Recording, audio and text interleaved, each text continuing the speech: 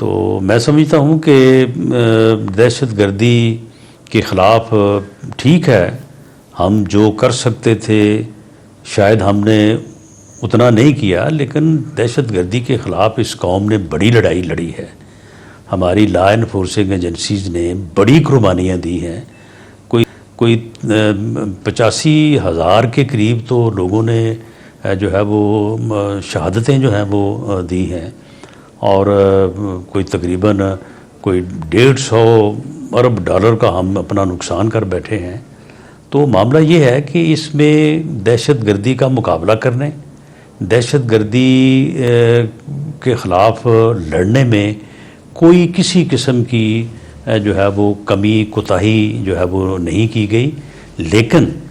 मामला ये है कि हमारे हमसाये में एक ऐसी सरजमीन मौजूद है कि वहाँ पे जो है वो पूरी दुनिया आगे ज़ोर लगाती रही है, कामयाब नहीं हो सकी। अमेरिका जो है वो हज़ारों बिलियन डॉलर जो है वो ख़र्च करके जो है वो वहाँ से नाकाम होके, बल्कि जो है वो दामत उठा के जो है वो वहाँ से उसे जाना पड़ा है, और हम उसके हमसाये में हैं, और उसके जो रिपरकशंस हैं, उसकी जो यानी फॉल आउट है वो हमारे ऊपर आ रहा है।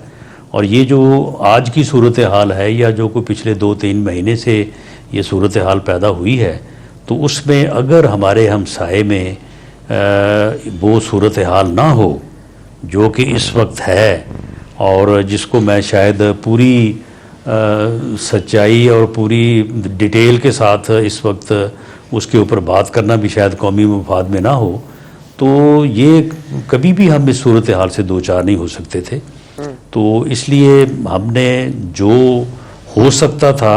वो शायद नहीं भी किया, लेकिन हमने बहुत कुछ किया है। ठीक है सर, बता दीजिएगा, क्योंकि इस वक्त टीटीपी ने जो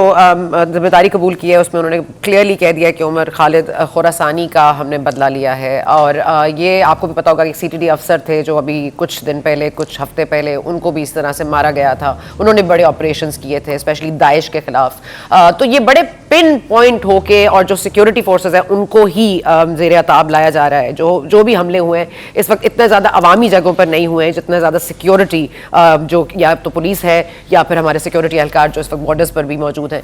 मोहम्मद में भी हमने ये देखा, बाजोड़ में भी देखा। तो ये जो जा बजा हो रहे हैं, और हमें पता है कि अब तक काबुल हमें सिर्फ बातें ही कर रहा है, वो ये नहीं कह रहा है कि टीटीपी को हम रोक लेंगे, वो कोशिश जरूर कर रहा है लेकिन हो नहीं पा रहा है। तो क्या वो मुआहदा अब तक कायम है, या आप समझते हैं कि काबुल और इस्लामाबाद को अब अलग अलग राहें बनाने ली चाहिए और उसके बाद अमन आएगा, या काबुल के साथ ही आएगा अमन? देखें, एक तो मैं आपसे भी, मैं खुद भी, और मैं ये बात रिकॉर्ड पे लानी चाहूँगा कि देखें, पुलिस जो है, पुलिस केपीके की पुलिस लड़ रही है ना दहशतगर्दों के ख़िलाफ़, लड़ रही है, तो वो निशाना बनी है।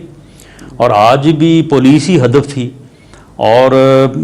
पुलिस के लोगों को ही उन्होंने जो है वो शहीद किया है, और वो मस्जिद जो है वो पुलिस लाइन की थी। तो मामला ये है कि पुलिस के जिस थाने पे जो है वो उन्होंने यरगमाल बनाया था लोगों को, तो फिर बाद में उन यरगमालों की ज़िंदगी को दाव पे लगा के उनमें से कुछ लोग शहीद भी हुए। तो उन दहशतगर्दों का कोई मुतालबा माना तो नहीं गया। उन दहशतगर्दों को, सबको जो है वो मासवाए उनके जिन्होंने हथियार डाले, सबको जो है वो हलाक किया गया।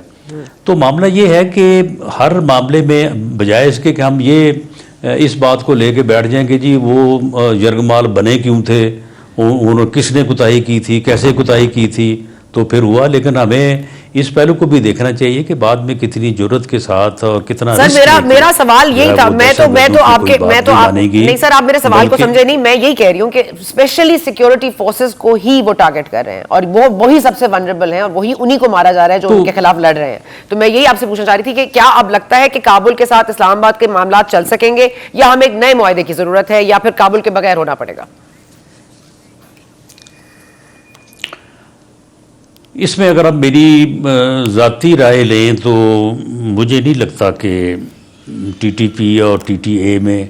कोई इतना ज़्यादा फ़र्क है। और टीटीए की वजह से, तहरीक तालिबान अफ़गानिस्तान की वजह से टीटीपी को वहाँ पे एक ऐसा जो सेफ़ हेवन मैसर है कि वो जब ये देखते हैं कि यहाँ पे हम इंटेलिजेंस बेस्ड ऑपरेशन जो है उनमें तेज़ी लाते हैं, और उनमें उनके लोग जो है वो उनका नुकसान होता है, उनके लोग हलाक होते हैं, तो वो खामोशी से दूसरी तरफ चले जाते हैं, वहाँ पे जाके फिर तैयारी करते हैं, फिर तैयारी करके यहाँ पे आके जो है वो लोगों को टारगेट करते हैं और अपने जो है वो यानी हमले करते हैं। तो वहाँ पे जो है वो जबकि अफ़गानिस्तान की हुकूमत ने ये हमारे साथ नहीं पूरी दुनिया के साथ ये वादा किया हुआ है कि हम अपनी सरजमीन को किसी भी मुल्क के ख़िलाफ़ दुनिया भर में जो है वो दहशतगर्दी का जो है वो बुनियाद या वहाँ से इस्तेमाल नहीं होने देंगे। लेकिन बदकिस्मती से हमारे ख़िलाफ़ तो वो इस्तेमाल हो रही है और ये मामला जो है वो हम अफ़गानिस्तान हुकूमत से उठाया भी है, अब भी फिर उठाने जा रहे हैं और ये हमारा हक है कि उस अफ़गानिस्तान की सरजमीन जो है वो किसी भी ऐसे फ़र्द या तंजीम के इस्तेमाल में नहीं होनी चाहिए या वो सेफ़ हेवन नहीं होनी चाहिए जो यहाँ पे इस तरफ आके दहशतगर्दी के वाक़यात में या कार्रवाइयों में मुलव्वस हो। लेकिन इसमें हमें कब कहाँ तक कामयाबी होगी और उनका क्या इसमें रद्द अमल होगा, उसके ऊपर उम्मीद तो की जा सकती है, करनी भी शायद चाहिए, लेकिन यकीन जो है ना ये करना मुश्किल है। और इसमें जो है वो कोई पेशरफ्त भी जो पिछले